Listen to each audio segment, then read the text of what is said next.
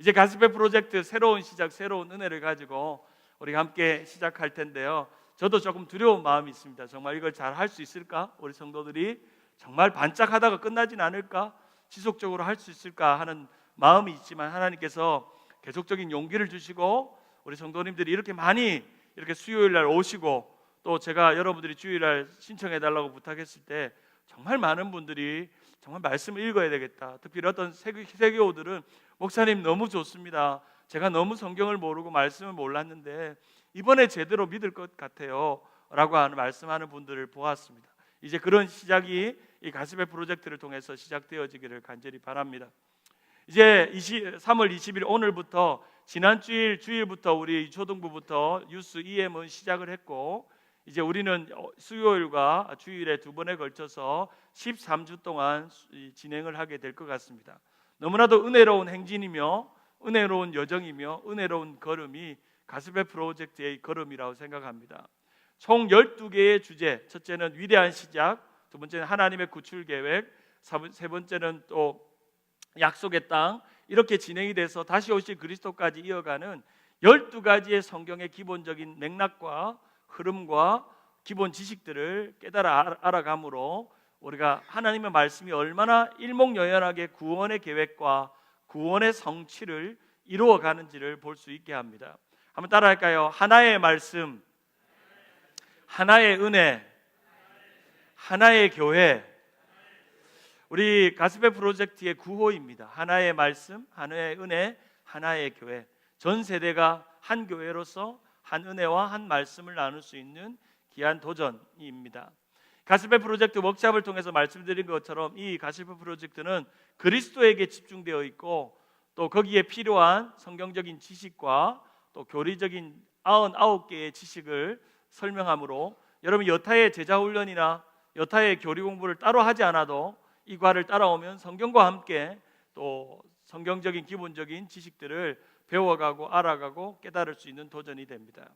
그리스도의 중심이며 복음적이며 교리를 기반하며 선교적이며 전 세대가 연합할 수 있는 핵심적인 방향을 가지고 있는 것이 이 가스페 프로젝트의 그런 것입니다.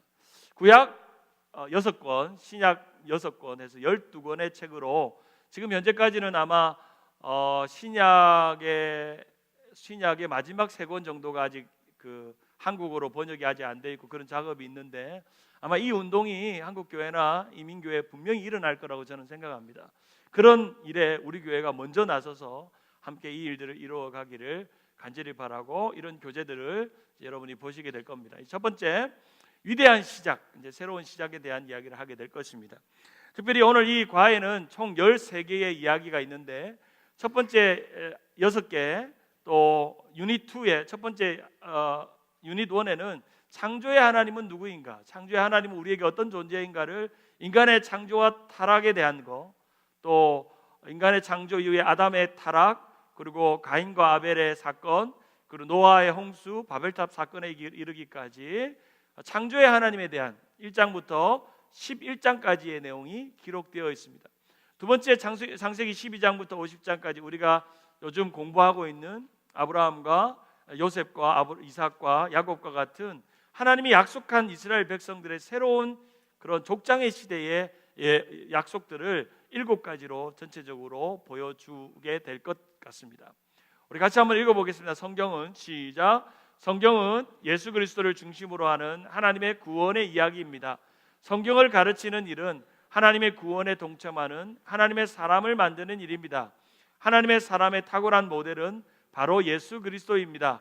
가스페 프로젝트는 예수 그리스도를 중심으로 성경을 배웁니다. 성경을 배우는 그런 과정이죠.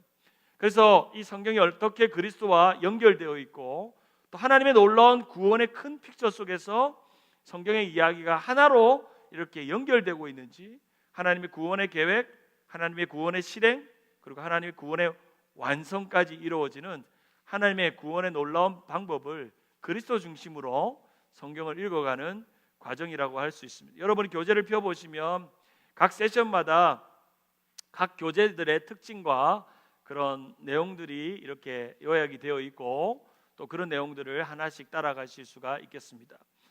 99개의 여러분들이 신앙생활하면서 꼭 배워야 되는 기본적인 교리들, 우리 기본적으로 이제 7개로 정리할 수 있는데 한번 7개를 같이 한번 읽어볼까? 하나님의 계시, 시작. 하나님의 계시, 하나님, 창조, 타락, 구원, 교회, 회복. 이 99가지의 교리의 핵심들을 이 교재에 전체적으로 여러분들이 집중할 수 있도록 요약해놨고, 각각의 문장들을 요약해서 여러분들이 설명할 수 있도록 했습니다. 우리가 좀 전에 읽었던 창세기 1장 26절 27절이 유닛 1의 암송 구절이고, 다음 주에 이 암송 구절을 여러분이 함께 외우시게 될 것 같습니다. 이제 첫 과, 태초에 하나님이라고 시작하는 이 첫 과를 한번 책을 펴보시기 바랍니다. 1과를 펴셔서 첫 과를 펴시면 창세기 1장 1절에 등장하는 In the beginning God으로 시작되어는 태초에 하나님이 천지를 창조하시니라 라고 시작하는 이 의미, 이것이 오늘날 우리에게 어떤 의미, 성경의 첫 번째 대목, 첫 시작이 우리에게 주는 신앙적인 의미, 우리의 믿음의 이유가 무엇인지를 첫 글에서 설명하죠. 우리도 이제 연애할 때, 편지를 쓸 때 제일 어려운 게 뭐냐면 첫 이렇게 한 줄의 글을 쓰는 거죠. 사랑하는 현아 씨, 오늘은 비가 오네요. 이렇게 시작한다든지, 오늘은 왠지 외로운 밤이에요. 이렇게. 우리 한진태 집사님이 편지를 많이 썼나요?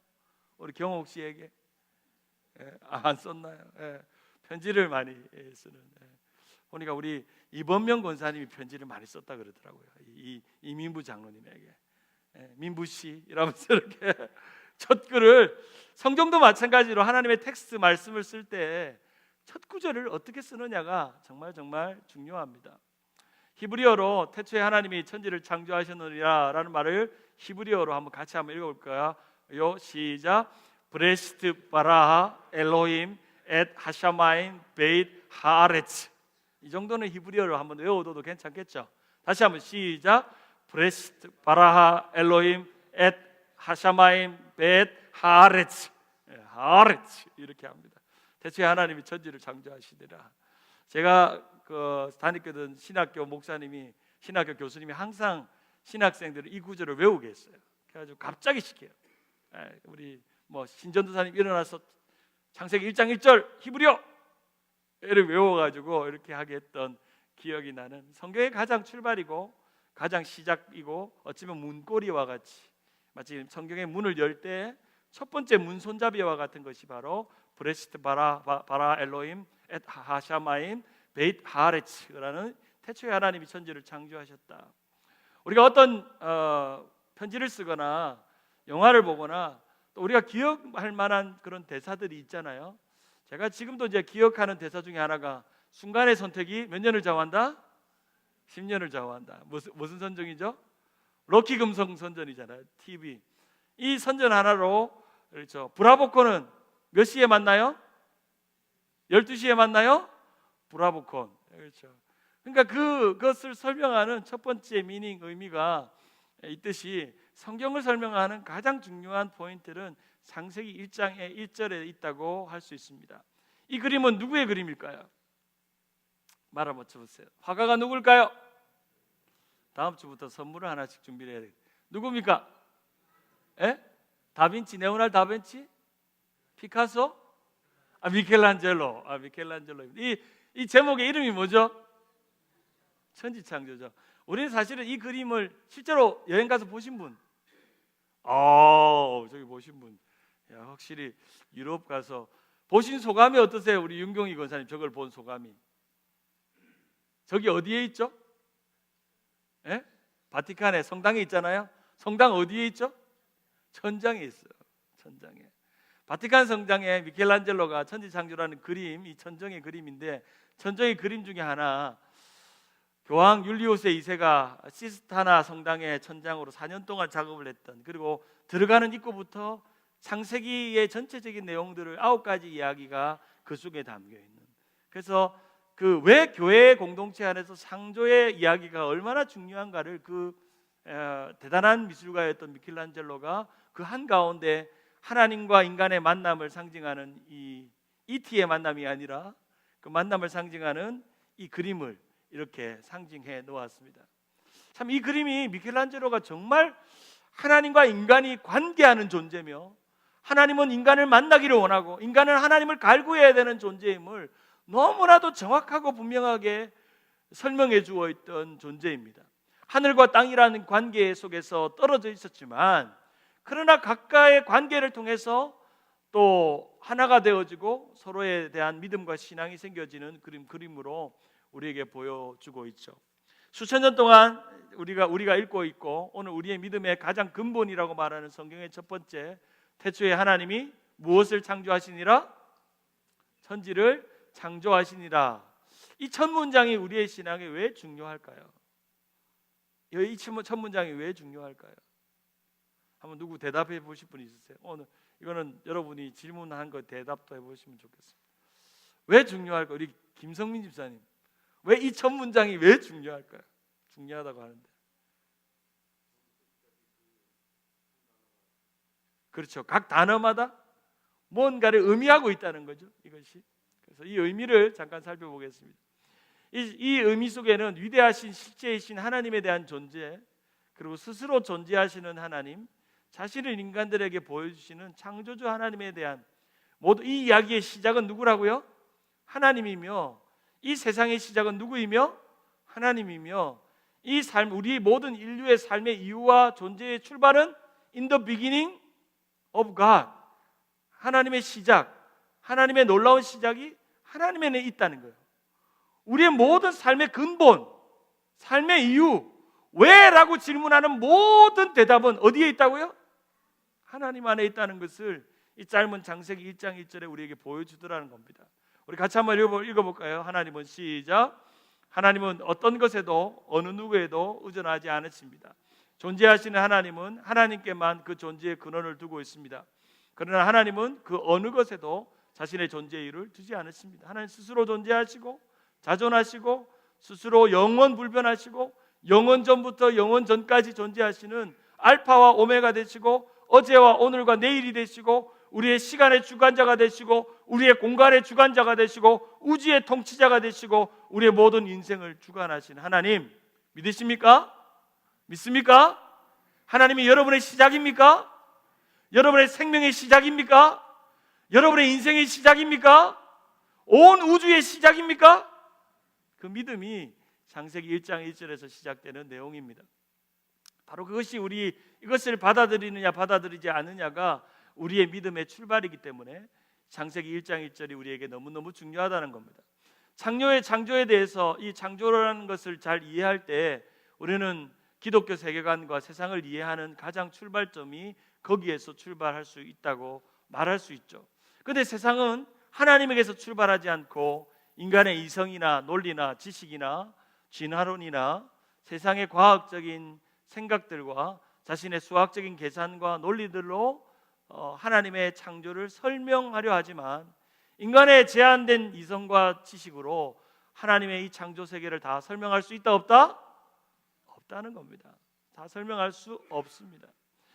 창조와 진화론에 대해서도 요즘 많은 의견들이 있고요. 지구의 기원에 대해서 젊은 지구, 늙은 지구 이렇게 하는 여러 가지 창조론에 대한 이야기들이 많습니다. 그것은 제가 지금 설명하려면 너무나도 시간이 많이 들기 때문에 그것은 여러분 인터넷으로 찾아보면 그런 내용들을 여러분들이 찾아보실 수가 있을 것 같고요. 그거는 우리가 이제 창조론을 믿기 때문에 특별히 그 창조론에 대한 그런 과학적인 이해도 우리가 받아들이고 또 때로는 너무 과학적으로 이해하다 보니까 과학에 너무 짜맞추듯이 성경의 이야기들을 짜맞추는 조금 오류도 범하는, 그래서 우리가 이 성경이 어떤 책인가에 대한 이유부터 먼저 살펴보아야 되지 않을까.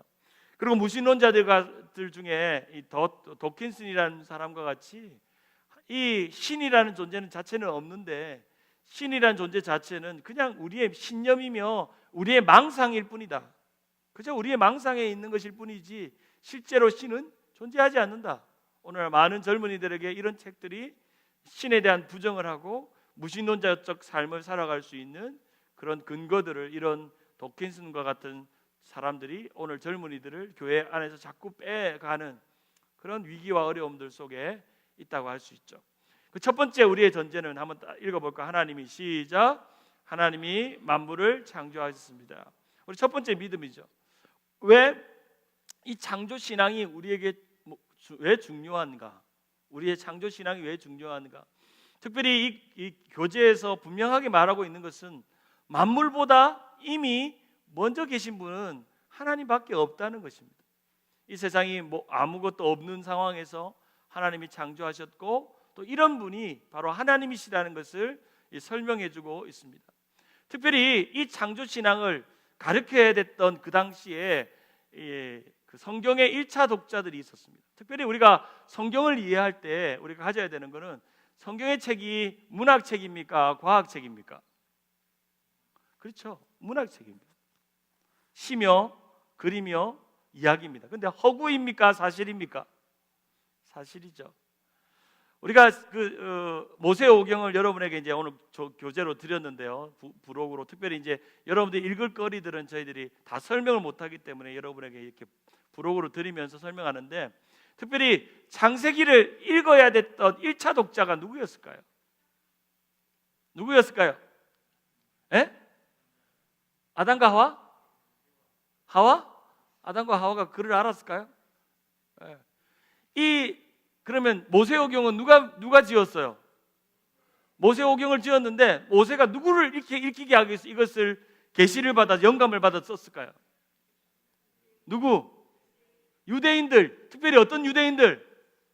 400년 포로로 잡혀 있다가 구출되어서 하나님의 계시를 받아서 모세가 글로 남겨서 이 1차 독자들은 출애굽한 400년 이스라엘 백성들입니다. 2차 독자는 누구예요? 바로 우리죠. 우리죠. 1차 독자. 그리고 우리가 이제 이것을 믿음인가 이성이라는 관점에서 볼 때 우리는 1차 독자와 이게 문학이고 믿음이라는 관점에서 조금 더 성경을 이해할 필요성이 있다는 겁니다. 그래서 저는 과학을 무시는 할 수 없지만, 창조과학이라든지 이런 것들 무시할 수 없지만, 분명히 성경이 말하는 것들을 과학이 증명해낼 수도 있지만, 근데 과학조차도 인간이 만든 이론에 불과하죠. 그렇죠? 그래서 모세오경, 출애굽기와 창세기, 출애굽기, 레위기, 민수기, 신명기는 400년 출애굽한 백성들에게 그들의 영적인 상태와 그들의 문제 속에서, 그들이 우상 숭배를 하고 하나님을 알지 못하는 그들의 신앙 속에서 그들이 제일 먼저 시급하게 하나님을 부르짖을 때 그들의 삶에 깨어나와야 되는 신앙이 있다면 그것은 이 세상을 누가 창조했는가에 대한 생각이었습니다. 그 당시 메소포타미아의 창조의 신은 마르둑이었습니다. 유대인들은 400년 애굽 종살이 하는 동안 그들의 창조의 신은 이 마르둑 신을 섬겼습니다. 그랬던 그들이 400년 동안 여호와 이름도 모르고 하나님도 알지 못했던 그들이 모세라는 사람이 가자, 그러니까 얼떨결에 따라와서 10가지 재앙을 통해서 놀랍게 구원받았는데, 따라 나오긴 나왔는데 하나님이 누군지, 왜 따라 나왔는지, 왜 우리가 하나님을 믿어야 되는지, 하나님 우리에게 어떤 신인지 알 수 없었다는 겁니다. 그래서 모세가 제일 첫 번째로 그들이 모든 세상의 기원을 마르둑이라고 믿었던 그 인간이 만들어 놓은 신이 아니라 이미 존재하고 먼저 계셨던 그 하나님 야훼, 스스로 지존하시고 스스로 살아계신 하나님에 대한 존재를 설명할 필요가 있어서 창세기 1장 1절 태초에 하나님이 무엇을 창조하시니라? 천지를 창조하시니라 라는 말씀을 전했다는 겁니다. 시편 96편 4절과 5절을 같이 한번 읽어봅니다. 시작. 모든 신보다 경외할 것이며 만국의 모든 신들은 우상들이지만 여호와께서는 하늘을 지으셨음이로다. 바로 이제 우상이 아니라, 이 하나님은 우상이 아니라 참신임을 우리에게 말씀해주고 있습니다. 바로 왜 우리가 이 하나님의 만물을 창조하신 것을 알아야 하는 것은 바로 우리의 신앙의 출발이며 우리의 존재의 목적이며 하나님에 대한 우리의 태도를 결정하기 때문입니다. 우리가 우상을 섬길 것인가 하나님을 섬길 건가에 대한 중요한 결정이 태초에 하나님이 천지를 창조하셨다는 이 고백 속에 있다 하는 겁니다. 제가 이제 우주 영화를 좋아해요. 저는 이제 영화 중에 우주 영화 나오면 100% 봅니다. 이제 봄인가요? 아폴로 2호라는 영화도 나오는데, 제가 본 영화 중에 이 그래비티라는 영화를 본 적이 있는데, 이 산드라 블록이 나와가지고 우주 미아가 돼가지고 겨우 구출돼서 지구 중력 안으로 들어오는 이야기인데요. 이 영화에 보면 이 여자가 이제 우주과학자인데 우주 밖으로 나오니까 지구가 너무 아름다운 거예요. 우주 별들 속에 지구가 너무 아름다운 거예요. 그런데 어떤 사고에 의해서 이 주인공이 우주 미아가 됩니다. 캄캄한 어두움. 우주인들이 하늘은 파란 줄 알았더니 우주 밖을 나가보니까 하늘이 파랄까요? 흑암일까요? 흑암이었어요. 캄캄한 흑암이었어요. 이 여인이 사투하면서 겨우 우주선을 타가지고 비행기를 타고 지구 중력 안으로 들어와서 땅을 디디고 이렇게 마지막 장면이 끝나는데, 그 우주 안에서 혼자 버려진 그 고요함, 그리고 그 외로움, 그런 것들을 이 영화에서 보여주는데, 우주가 얼마나 어마어마한 공간인가, 우리가 이렇게 저런 관계하고 살아가는 것이 얼마나 은혜이고, 또 이 우주 속에서 나라는 존재는 너무 티끌 먼지밖에도 되지 않는 존재인데, 하나님이란 이 우주 만물을 지으신, 이 우주 만물을 질서 있게 운행하시는 그 하나님께서 오늘 우리를 사랑한다고 말씀하시고, 오늘 네가 듣는 기도에 응답한다고 말씀하시고, 오늘 너의 찬송을 기뻐하신다고 하신다면 우리는 어찌 찬양할 안 할 수가 없겠습니까? 어디 있겠습니까? 우리가 하나님을 찬양하고 고백하는 겁니다. 보이죠? 1호가 우주 밖으로 나가서 40년 동안 우주 밖을 나가서 먼 광년을 지나가고 거기서 지구를 찍었는데요, 저기 You are here라고 적혀있는 그 점 하나가 지구였습니다. 머나먼 지구 밖에, 은하계 밖에서 보이죠? 1호가 40년 동안 떠나서 지구를 쳐다본 지구는, 여러분이 밤하늘 좌시아 트리에서 하늘을 보는 그 점 하나에 지구는 불과한 존재인데, 이 어마어마한 지구 속에서, 우주 속에서 그 하나님의 사랑과 은혜를 덧입고도 중요한 건 내 마음에 그것 작은 하나 해결하지 못해서 아웅다웅하고 사랑하지 못하고 주님 찬양하지 못하고 기뻐하지 못하고, 우주에 비하면 우리는 너무나도 보잘것없는 존재인데 잘났다고 소리치고 내가 주인인 양 소리치면서 살아가는 그런 우리 보잘것없는 존재. 우리는 주님의 창조의 하나님을 생각하면 생각할수록 나 같은 정말 먼지봐도 못한 나를 사랑하시는, 나에게 찾아오셔 자신의 아들을 주시기까지 나를 구원하시는 그 주님의 은혜, 하나님의 은혜를 생각해 볼 때 우리는 찬양할 수밖에 없고, 만 입이 내게 있어도 그 입 다 가지고 주신 은혜를 찬송하기도 아깝다, 모자라다고 말하는 그 찬송의 고백처럼 우리는 이 구원의 찬송, 창조의 은혜를 날마다 누리며 살아가야 됩니다. 두 번째로, 하나님은 이 만물을 선하다고 좋다고 말씀하셨습니다. 이 7번 좋다고 말씀하시고 마지막에 사람을 창조하실 때 심히 좋았다고 말씀하시는데, 특별히 좋다라는 히브리어 토브라는 단어는 선함을 의미합니다. 온전함, 그냥 good, very good 이 정도가 아니라 정말 선하다. 특별히 선하다라는 의미는 하나님의 창조의 질서에 부합하다라는 의미가 담겨 있습니다. 하나님의 질서와 하나님의 창조의 질서에 조화롭다. 그래서 보시기에 심히 좋았더라 라고 말씀하신 거죠. 우리의 창조의 목적과 의도는 하나님의 영광과 하나님의 손으로 하신 일을 나타내는 것이기 때문에, 하나님께서 우리에게 가장 좋은 일은 바로 우리가 하나님을 찬양하고 피조물로서 주님을 높여드리며 고백하는 그 믿음인 줄 믿습니다. 시편 19편 1절 같이 한번 읽어봅니다. 하늘이, 시작. 하늘이 하나님의 영광을 선포하고 궁창이 그의 손으로 하신 일을 나타내는도다. 로마서 1장 20절 시작. 창세로부터 그의 보이지 아니한 것들 곧 그의 영원하신 능력과 신성이 그가 만드신 만물에 분명히 보여 알려졌나니 그러므로 그들이 핑계하지 못할 것이니. 이 만물 속에서 하나님의 영광이 드러나고 하나님의 이름이 나타난다라고 말씀하고 있습니다. 이레니우스가 한 말 중에 사람은 무에서 어떤 것도 만들어내지 못합니다. 존재하는 물질에서만 무언가를 만들 수 있습니다. 이런 점에서 하나님은 사람보다 훨씬 뛰어나십니다. 하나님은 이전에 아무 존재도 아니었던 것을 친히 말씀으로 불러 창조하셨고 실제로 존재하게 하셨습니다. 빌리 그레함 목사님이, 우리 같이 한번 읽고 하나님은, 시작. 하나님은 자신이 능력으로 지으신 창조 세계의 통치자이십니다. 우리가 절망할 필요가 없는 이유는 그분이 온 세상을 붙들고 계시며 성령님이 사람의 마음을 채워주실 수 있기 때문입니다.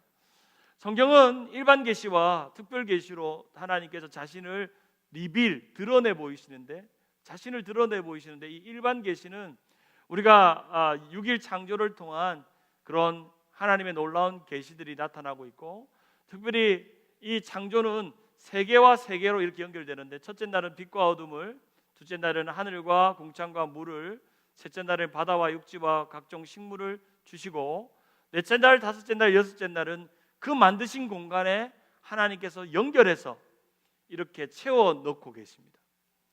빛과 어둠이 있는 곳에 태양과 달과 행성을 만드셔서 시간과 계절이 있게 만드시고, 이 하늘 궁창과 물 있는 곳에 새와 바다와 물고기로 거기에 채워 넣으시고, 바다와 육지와 각종 식물에 땅의 짐승들과 땅에 기는 모든 것들과 인간을 거기에 채워 넣으십니다. 앞에 세계와 뒤에 세계가 서로 이렇게 쌍을 이루며 연결됩니다. 첫째 날과 넷째 날이 연결되고, 둘째 날과 다섯째 날이 연결되고, 셋째 날과 여섯째 날이 이렇게 연결되어집니다. 하나님은 해, 달, 별, 광명들로 하늘을 충만하게 하시고, 하나님은 물고기와 새로 바다와 하늘을 충만하게 하시고, 하나님은 생물들, 동식물들로 인간으로 땅과 바다를 충만하게 하셨습니다.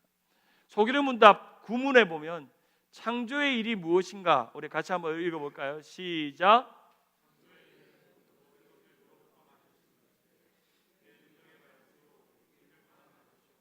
모든 것이 매우 좋았습니다 라고 고백하는 것이다.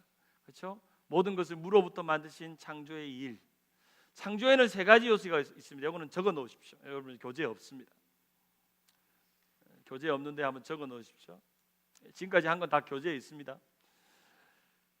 창조의 세 가지 요소. 첫 번째는 무에서 유로 창조하셨습니다. 이건 외워두셔야 좋을 것 같아요. 창조의 요소, 창조의 목적 두 가지는 좀 외워두시면 좋을 것 같은데, 창조의 요소는 무에서 유로 창조하셨고, 또 말씀으로 창조하셨고, 선하고 아름답게 창조하셨습니다.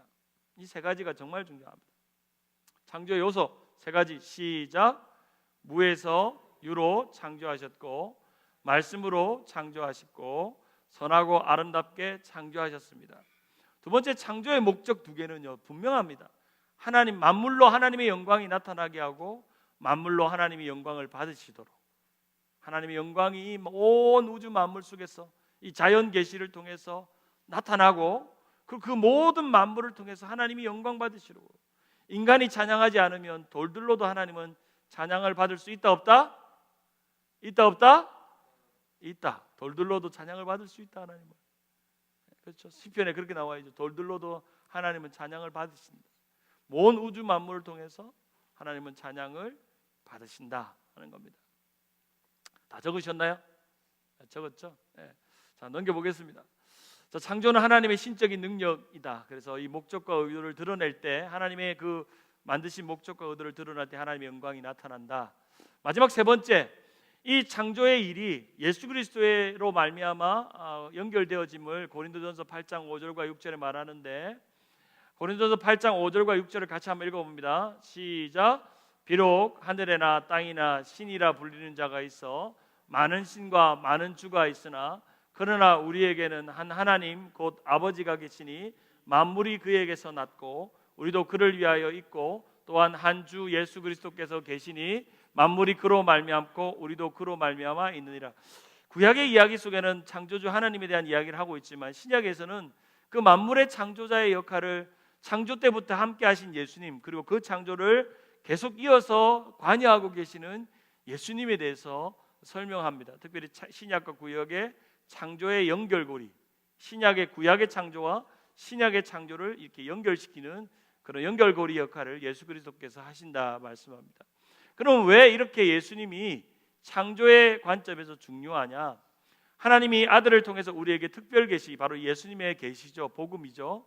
말씀입니다. 로고스죠. 하나님 특별 계신 예수 그리스도의 빛을 통해서 우리는 창조 하나님을 발견하고 창조의 신앙을 갖고 창조의 믿음을 발견하는 출발점, 진리요, 길이요, 진리요, 생명 되신 그 주님을 발견할 수 있는 계기가 되기 때문입니다. 그래서 예수 그리스도는 특별 계시로서 우리에게 주어지는 존재라는 겁니다. 창조의 빛인 그런 계시와 그리스도의 빛이, 이 두 빛이, 창조의 빛과 그리스도의 빛이 모이는 한 곳이 있다면 바로 우리 자신, 우리 마음 안에서 특별 계시와 자연 계시가 함께 만나는 지점이 우리 마음이다라고 이 교재에서 함께 우리에게 나누어 주고 있습니다. 여러분들이 이 교재를 꼼꼼하게 읽어보시면 그런 내용들을 아실 수 있고요. 이제 정리하겠습니다. 이 창조의 이야기가 왜 그리스도와 연결되는지, 자, 만물은 한번 읽어봅니다. 만물은 시작. 만물은 하나님의 아들을 위해 아들로 말미암아 존재합니다. 특별히 창조자 그리고 만물을 통치하시는 예수 그리스도, 첫 창조 창세기, 새 창조 요한계시록, 처음 하늘과 땅, 이 인간의 타락으로 인해서 타락하고 새 하늘과 새 땅을 창조하시는 분, 바로 예수 그리스도가 이 창조의 관점, 그 옛 창조와 새 창조가 이렇게 연결되는 그 브릿지 역할을 누가 하신다고요? 예수 그리스도가 하신다는 겁니다. 자, 이과의 마무리, 자, 한번 같이 한번 읽어봅니다. 하나님은 시작. 하나님은 우리를 창조하셨고 예수님의 빛을 우리 마음에 비추셨습니다. 우리는 이 두 가지 때문에 하나님의 것입니다. 그러므로 이제 우리는 자기의 영광과 사랑을 세상에 나타내시려는 하나님의 전반적인 창조 계획과 목적 안에서 우리의 역할을 발견하는 노력을 기울여야 합니다.